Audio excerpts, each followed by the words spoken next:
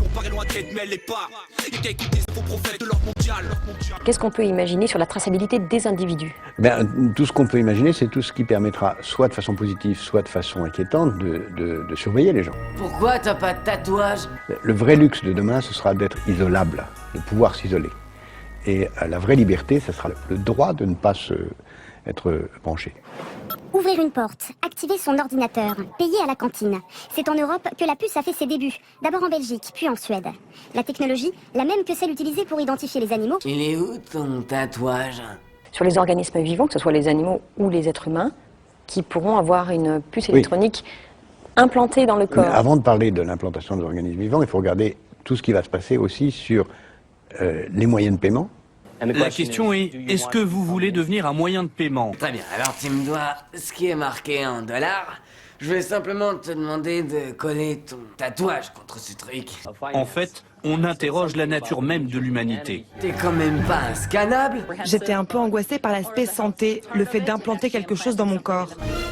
Individu inscannable! On peut imaginer que chaque individu accepte volontairement ou sans le savoir une puce en lui qui contiendrait toute une série d'informations sur lui.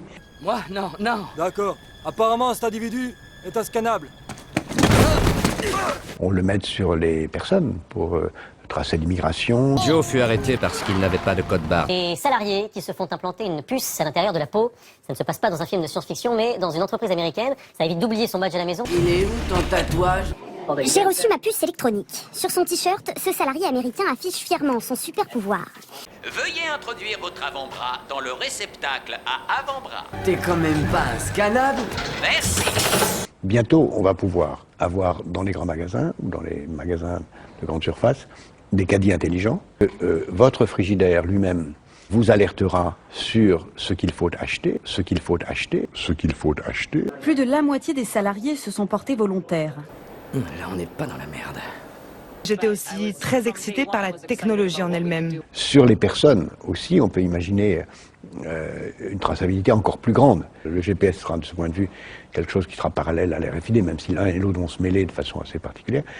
Là, on n'est pas dans la merde. La RFID que vous avez parfaitement décrite comme étant une façon de reconnaître à distance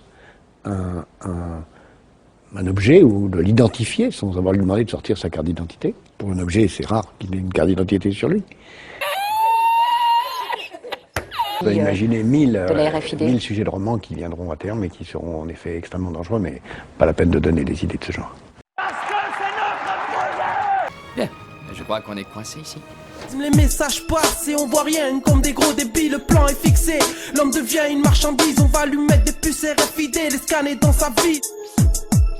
Et les Nations unisèrent le monde pour toujours. Le monde est sur le point de changer. Trouve les yeux pour voir. Et sois attentif aux signes. Je dis ça pas par hasard, parce que en fait, la RFID est une étape d'une évolution beaucoup plus vaste. Et il y aura aussi, de la part de chacun d'entre nous, une exigence morale et matérielle de vérifier en permanence qu'on n'est pas involontairement connecté. C'est ce qui va être le plus difficile, certainement. Bah oui. Là, on n'est pas dans la merde.